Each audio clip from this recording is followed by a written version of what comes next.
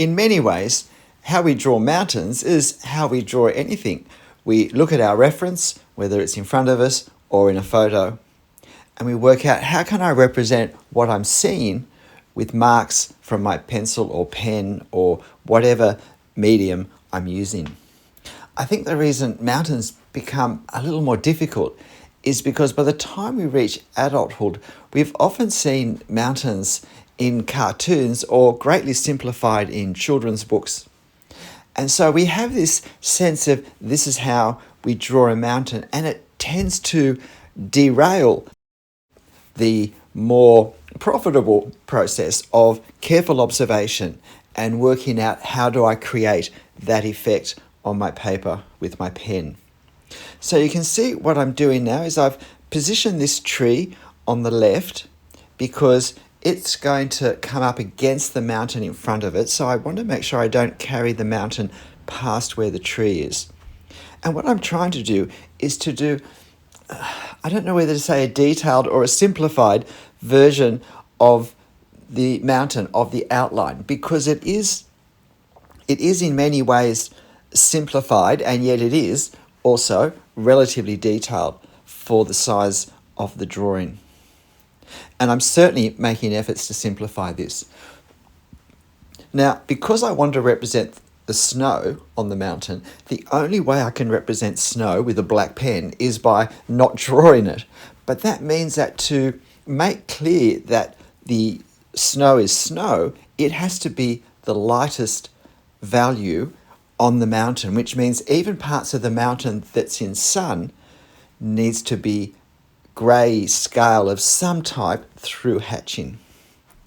And so this means now I'm going to have to do a lot more hatching than perhaps in many subjects, just so that I can preserve and represent the effect of those relatively small areas of snow. And I also don't want the line work to get too dark, because this mountain is some distance away, the one I'm drawing now particularly, and the foreground is much closer. And so I have to show restraint in how much value I create with this line work on the far mountain. And yet it has to be strong enough that the white pops as white so that we recognize it. So there's a bit of subtlety involved here in working out exactly how far do I go with what. You can also see that with my hatching, I'm making decisions with each of these smaller sections I've detailed as to which direction of hatching will represent the feel of the form of the mountain best. It's not going to be possible to be exact with this, and we have to work out where to stop trying to represent the detail that we're seeing. But in general terms, where there are broad, flat expanses of mountain surface, we want to have generally flatter areas of hatching, so more straightish lines. And where we have the front of the mountain curving, then we want to have curved lines that curve in the direction of that. What we also want to do is to sometimes have lines in different directions to help create visual separation between various parts of the form. And at other times, we don't want to end up with two adjoining areas having line direction that's too different, when in fact the form is relatively similar. But you can see how it's working out for me here. As I freehand my way across, I had to make a few adjustments because I was finishing the mountain too soon, about 2 centimeters too soon. So I had a few adjustments to make. But fortunately, because I'd really just been doing outline at that stage, that was okay. But when I talk about outline, I don't mean, of course, drawing an outline. Notice that the initial marks I make are light, they're hesitant, and they're broken lines and dots and just a variety of marks that I think will create a better sense of the effect of this mountain as it curves around behind us. when we look at this mountain, we don't see a heavy outline line, even in the silhouette at the back, I don't think.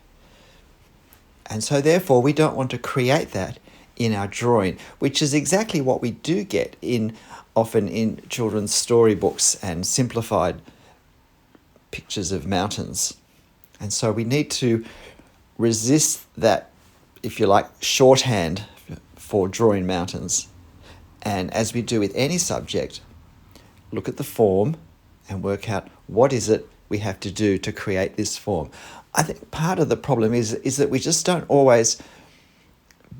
we're not just always prepared for the time that it takes to create a more effective technique to draw our subject. We want a shortcut.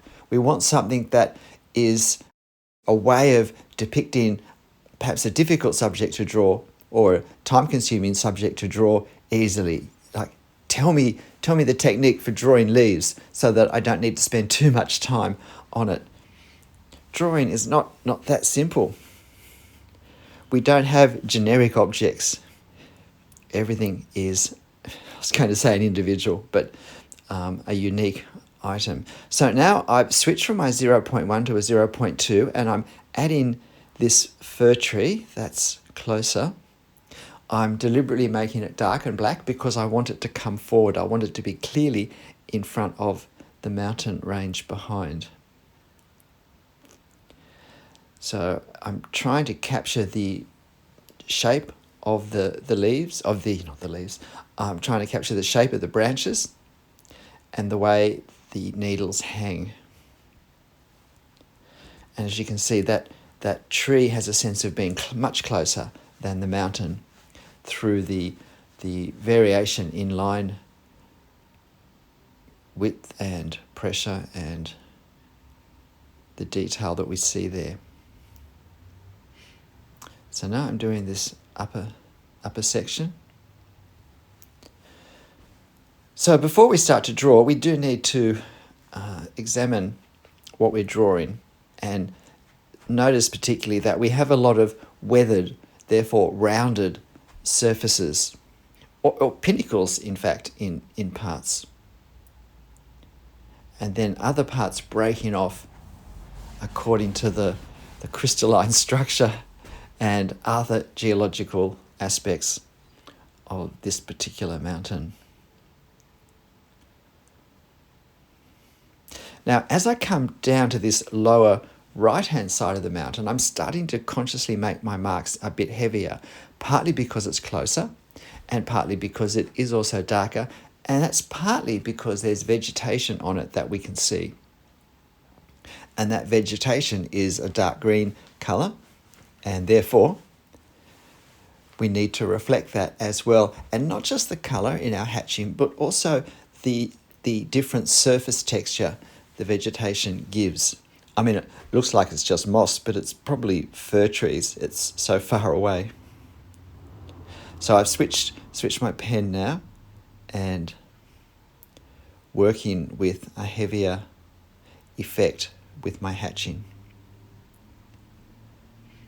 But particularly important, I think, in this lower section is getting, in general terms, the sweep of these lines correct. We want to get the thinness of the strips of snow where it catches the light. We want to get the sense of the shape and movement, so to speak, of the rock, which in my mind usually means we have to pay careful attention.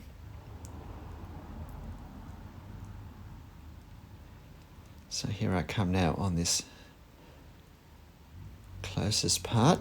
Again, same method as before, outlining the broad shapes within the overall shapes, working out my hatching directions.